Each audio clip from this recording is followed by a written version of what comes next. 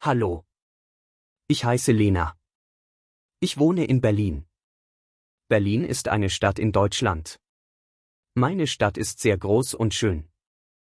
Ich mag Berlin. Jeden Morgen stehe ich um 7 Uhr auf. Ich frühstücke zu Hause. Zum Frühstück esse ich Brot und Eier und trinke Kaffee. Ich liebe Kaffee. Um 8 Uhr gehe ich zur Arbeit. Ich arbeite in einem Büro. Meine Arbeit ist interessant. Ich spreche viel Deutsch am Arbeitsplatz. Das ist gut für mich. In meiner Freizeit lese ich Bücher oder treffe Freunde. Ich habe viele Freunde. Wir gehen gern ins Kino oder essen zusammen in einem Restaurant.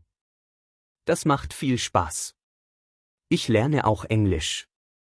Sprachen sind wichtig für mich. Ich möchte viele Sprachen sprechen.